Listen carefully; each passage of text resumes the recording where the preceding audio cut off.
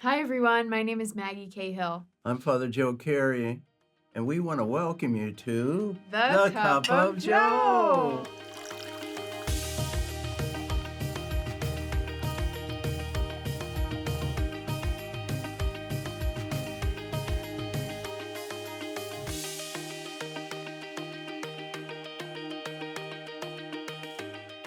Well, that was especially cheerful, FJ. Well, I think that we should be happy in our lives and Yes, everything. I agree. So, what should we talk about today? Well, I wanted to talk a little bit about overcoming a mistake, Oh, and how it can help us in our lives. tell me more. Okay, so, I always felt like I wanted to be a rector and that this would be an important ministry. But then when I got into the job, I realized I got to make some hard decisions sometimes. Can you tell our viewers what a rector is, just in case Well, they a didn't go rector there is the yet? head of a residence hall at Notre Dame. Okay. And so I was responsible for the buck stopped with me. Yeah. And so helping these gentlemen ages 18 to 22 and 340 of them. That was a lot. It's a lot of I had a gentlemen. big staff and everything, and so I had to learn that because of their age, they're going to make mistakes, and they're going to maybe experiment with alcohol Mhm. for the first time in their lives, or maybe they're experienced Mhm. at the age of 18. So I had to figure out what am I gonna. They're gonna make mistakes. What am I gonna talk to them about? Mhm. And so what I decided was that I had to approach it as a conversation with a response. Mhm. And so I would talk to them about or ask them, why do I want to speak with you? And then they would tell me, or hopefully tell me. And then I didn't have to accuse them. I didn't want to do that, but I wanted them to admit to what I knew Yeah. already. And so then to get them to talk about it, and not so much in um, looking at their lives from the perspective of what's your family history on alcohol and what decisions you have to make from that. Then everyone also, it wasn't just a conversation, everyone had to then do some work for the hall. Mm. And so they were assigned a work, 1, 2 work periods, Mhm. depending on what they had done. Yeah.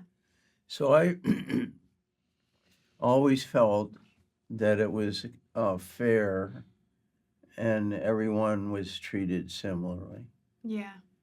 So what was your mistake? That sounds like a great The mistake plan you was not had doing there. anything. Oh, I see. I see. That was always, and that was in the beginning, just saying, "Oh, boys will be boys," Oh, I see. Letting them and then they get keep away on with making the it. same mistakes, Yeah. and then you had to realize, I got to act and Yeah. be a leader in this, Yeah. Good and for it may you. not be popular. Yeah. But you're holding them accountable, which is Right. important, and That helping them to be better right. people. What about you? What about me? I had many mistakes that I could reflect on. But I think one that I've shared this story before, not on our show, but at April Retreat. So if any of our viewers have attended that. But I had a student he was so sweet. Like he was such a sweet boy. But he liked to chat. And he was just like very lively and very cheerful, but sometimes, that carried over into not always, being as focused as possible. And so I would sometimes get frustrated um, with this student, and I think I mistakenly assumed that he didn't want to pay attention, or that there was something that I was doing wrong, and I wasn't sure like how I would be able to engage this student. Um, and I had like tried all these different things and nothing really seemed to be working. And then there was one day where he left a note on my desk and said, "Miss Cahill, like, thank you so much for everything that you do. I'm sorry that, I've been chatting too much, and like, I really want to do well in your class." Didn't exactly say that, but that was the gist of it.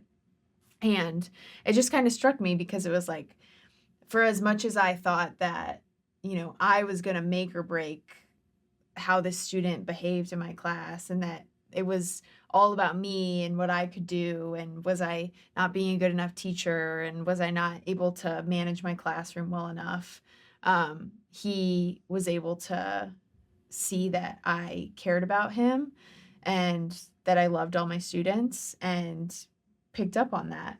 And so I think that just kind of showed me that sometimes it's not just about like having the perfect lesson or plan, or having the perfect consequence system, but that the way that you show your love for other people like goes a long way. And that's, I think, kind of related to what you're saying, in that like I sometimes felt bad that I would, get on him for talking too much or being disorganized or whatever it was. But as long as I was doing that with care and love, like he recognized that I was trying to hold him to a higher standard, even when I felt like, oh, I don't know if that really got through.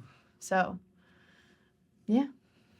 So it kind of reminds me, at one time in Dillon, I had picked up the nickname Cares. Oh, yeah? How Yeah, come? because I cared about Yeah. them, and they all knew it. Yeah. You still get called that when you No, see, even when you run into people from Dillon?